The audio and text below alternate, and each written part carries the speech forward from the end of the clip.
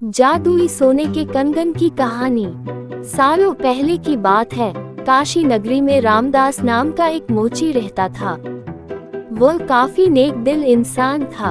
हर किसी की मदद के लिए हरदम तैयार रहता था। उसके पास कोई भी मदद मांगने के लिए आए तो उसे उदास होकर नहीं लौटना पड़ता था। एक दिन मोची रामदास रोज की तरह अपना मोची का सामान लेकर अपनी दुकान में बैठा हुआ था। उसके पास एक ब्राह्मण आया और अपना जूता सिलने के लिए दिया। जूता सीलते हुए रामदास ने ब्राह्मण से पूछा, आप कहाँ से आए हैं? ब्राह्मण देव ने जवाब दिया, मैं कावेरी तट से यहाँ गंगा माँ के दर्शन करने और नहाने आया हूँ। एकदम से मोची रामदास ने पूछा, क्यों, आज कावेरी नदी में पानी खत्म हो गया है क्या? ब्राह्मण ये बात सुनकर हैरान हो गया। उसने रामदास से कहा, तुम गंगा तट पर रहते हो और ऐसी बात कर रहे हो। क्या तुम्हें गंगा माँ का महत्व नहीं पता? क्या तुम कभी वहाँ स्नान और दर्शन के लिए नहीं गए? रामदास ने जवाब दिया, ना मुझे महत्व पता है और ना मैंने कभी वहाँ स्नान किया है।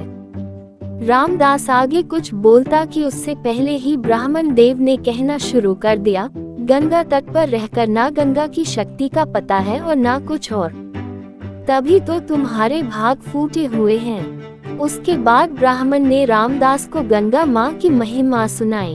ब्राह्मण की बातें सुनने के बाद रामदास ने कहा, अपना मन साफ हो तो हर तट का पानी गंगा है। इतना कहने के बाद रामदास ने जल्दी से जूता सिला और ब्राह्मण से कहा, आपका जूता ठीक हो गया है। अब गंगा किनारे जाते हुए क्या आप मुझ पर एक एहसान करेंगे? ब्राह्मण देव ने कहा, जरूर, बताओ क्या करना है। रामदास ने अपने जेब से एक साबुत सुपारी का टुकड़ा निकला और कहा, आप जब गंगा में स्नान करेंगे तब उन्हें ये साबुत सुपारी अर्पण कर देना। ब्राह्मण देव ने रामदास के हाथ से वह सुपारी ली और गंगा के किनारे जाने लगे। वहां स्नान करने के बाद ब्राह्मण देव ने हाथ में सुपारी लेकर गंगा माँ को पुकारते हुए कहा, माँ, ये रामदास ने आपके लिए भेजा है, इसे स्वीकार कीजिए। इतना कहकर ब्राह्मण देव ने उस साबुत सुपारी को गंगा में बहा दिया। थोड़ी ही देर में गंगा में एक हाथ बहते हुए आया और ब्राह्मण के पास रुक गया। उस हाथ में एक सोने का एक कंगन था। उसी समय एक आवाज आई, मेरी तरफ से यह कंगन रामदास को दे देना। गंगा माँ की तरफ से रामदास के लिए सोने का कंगन आता देख ब्राह्मण हैरान हो गया। दंड ब्राह्मण ने कंगन को हाथ में उठा लिया। कंगन हाथ में लेते ही ब्राह्मण के मन में लालच आ गया। उसने सोचा कि मैं ये कंगन रामदास को नहीं दूंगा। आखिर रामदास को पता ही कैसे चलेगा कि माँ गंगा ने उसे कंगन देने के लिए कहा है।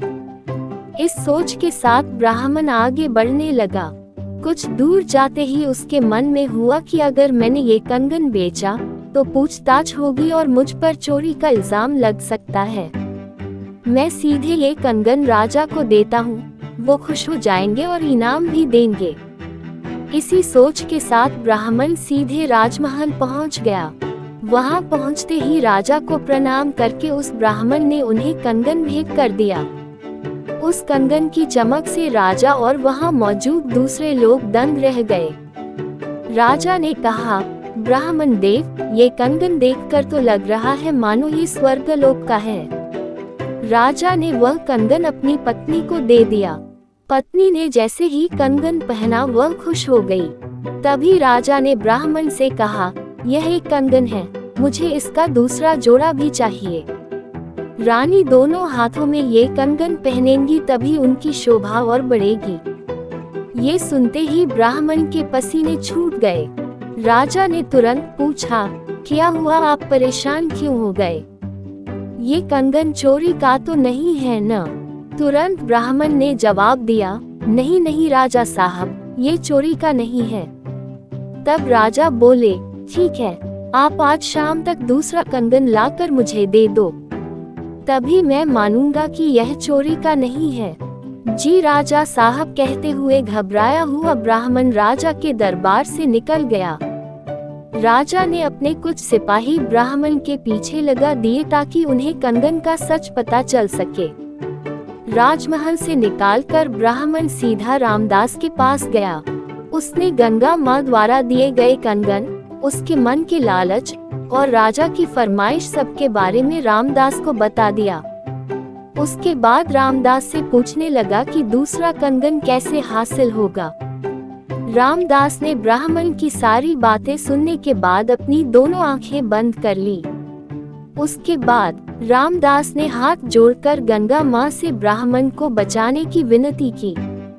1 मिनट के बाद रामदास ने अपने सामने रखी एक बाल्टी में हाथ डाला और उससे वैसा ही कंगन निकाल लिया। ब्राह्मण ये देखकर हैरान हो गया। उसका पीछा कर रहे राजा के सिपाही भी यह चमत्कार देखकर दंग हो गए। ये सब देखकर वो सीधे राजा के पास पहुंच गए और उन्हें सारी बातें बता दी। इधर ब्राह्मण भी रामदास को धन्यवाद कहकर कंगन लेकर राजमहल निकल गया। वहां पहुंचते ही ब्राह्मण ने राजा को कंगन दे दिया।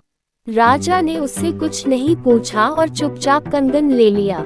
कंगन लेने के बाद राजा खुद अपने सिपाहियों के साथ रामदास की दुकान पर गए और रामदास को गंगा माँ की भक्ति के लिए इनाम दिया। कहानी से सीख, इंसान सिर्फ दिखावा करके कुछ हासिल नहीं कर सकता। भक्ति, मान सम्मान सब दिल से होना चाहिए। ऐसी ही रोचक कहानियाँ सुनने के लिए इस चैनल को लाइक और सब्सक्राइब कर दे।